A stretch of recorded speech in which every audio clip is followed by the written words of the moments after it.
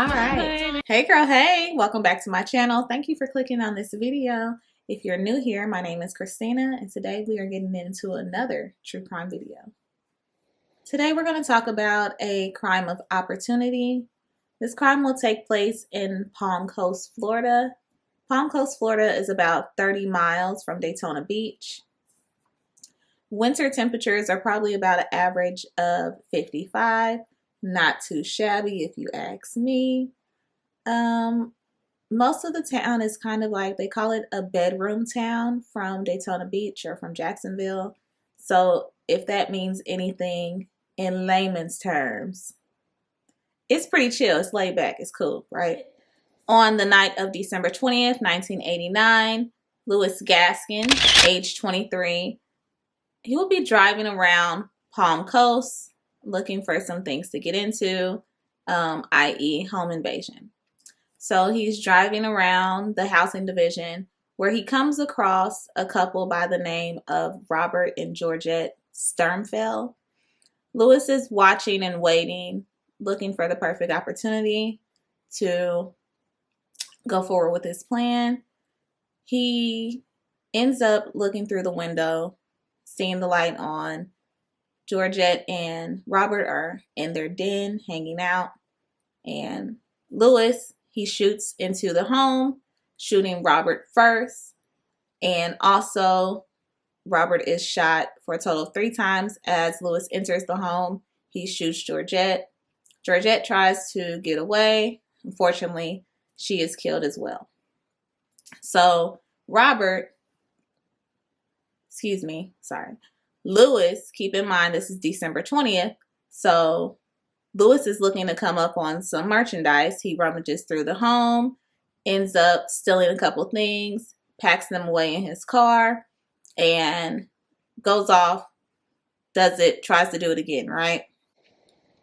After leaving the home of the Strumfelds, Louis finds himself at the home of the Rectors, Joseph and Mary Rector.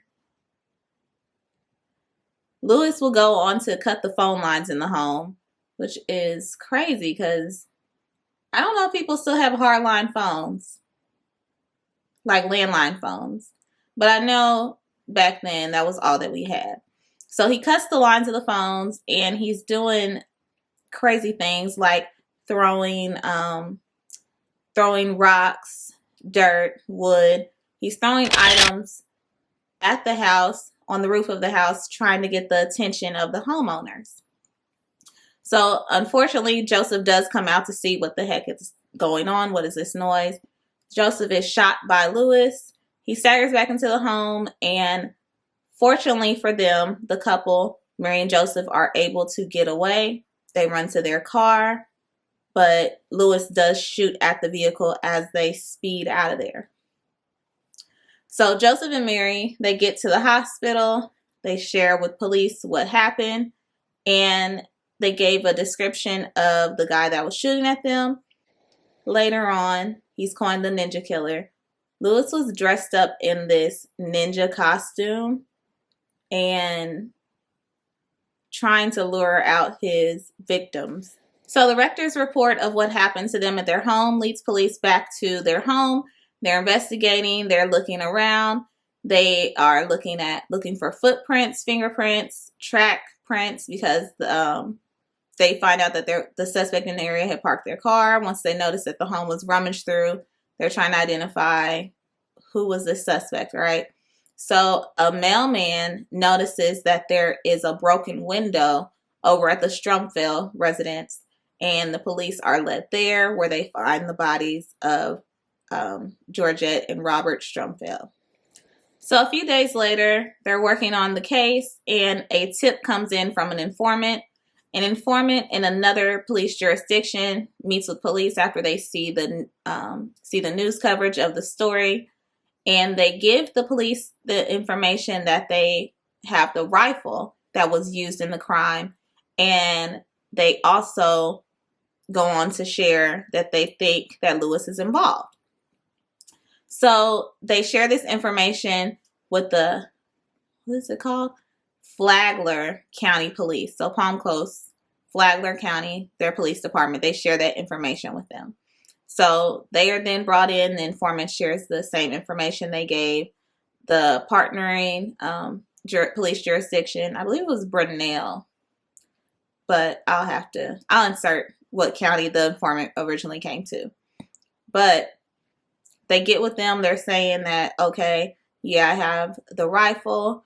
Lewis reported to me that he had jacked these gifts and that he had stiffed the victims. Stiffed meaning, So about 10 days later, December 30th, Lewis was arrested and taken into custody. Lewis asked for a cigarette and said that he would tell them everything as long as he was allowed to smoke. Lewis confessed to the murders. He also confessed to a murder of another person, a coworker that he had from 1986. He confessed to that murder as well as the crimes that took place on December 20th. This was a taped confession, which will later be played at trial. And also the gifts that Lewis tried to pass off as Christmas gifts that he took from the Strumfeld household, those were also confirmed to be from the Strumfeld household. So Lewis was tried for the murders of Robert and Georgette Strumfeld, and he was also tried with the attempted murder of Joseph and Mary Rector. Joseph and Mary Rector. Along with the burglary and robbery charges, he would also be convicted of the murder of his co-worker, Charles Sam Miller. Now, before the trial, I think it's important to mention that Lewis told his psychiatrist the devil had more of a hold on him than God did, and that he knew what he did was wrong. He also said that he had the urge to kill. On June 15th, 1990, Lewis was found guilty by a jury and later recommended for the death penalty with a vote of 8-4. And as many people on death row, Lewis exhausted all appeal options up until his very last option. Lewis remained on death row for a total of 33 years. He was recently put to death on April 12th, 2023, so this year, and by lethal injection in the state of Florida. Lewis's last meal consisted of barbecue pork ribs, pork and turkey neck, buffalo wings, and shrimp fried rice. I don't even know. What kind of menu do y'all be giving these gentlemen? Do they just pick it out the air? None of those things go together. It sounds disgusting. Whatever happened to steak and potatoes? Either way, this case recently has been on the news, mainly because he was just recently executed. Florida had stayed a few people for multiple reasons. There's a lot of politics associated with the death penalty. So I did read that one of the victims in the case, and I did want to note that the only charge that Lewis was found not guilty of was the attempted murder of Mary Rector. And she is one of the victims that spoke up recently in the news. We spoke with Noreen exclusively before the execution. I don't think the death penalty would actually ever serve. If somebody lock them away for the rest of their life without any chance of parole, and we're done. Why would taking his life? I mean, why are we even thinking about taking his life? It's ridiculous. I did want to note that the victim did share that the things that happened to them that night, the trauma of Louis Gaskin shooting her then husband and shooting at them as they ran away, and then finding out later that their neighbors had been murdered. It's re-traumatizing when those things are brought up.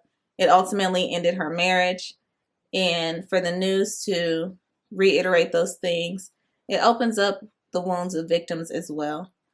So I always try to be respectful here. If you notice, my energy is low. This was a difficult case. I tried to find more information on the victims. All I could really find was news clippings. And I think it's probably better that way. Let them just be and let them live their lives. But I did want to talk about it because after 33 years, the case finally comes to a close, right? Because the conviction is not when families get closure. So, with all of that said, that brings us to the end of another true crime video. Thank you for sticking around. Thank you for clicking on my face. Let's chat it up in the comments. Let me know your thoughts, concerns, any cases that you think I should discuss on the channel. Make sure you subscribe before you leave, and I will see you on the next one. Bye.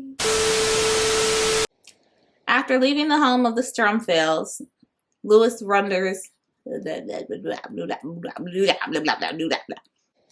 he'll be later coined the Ninja Murderer.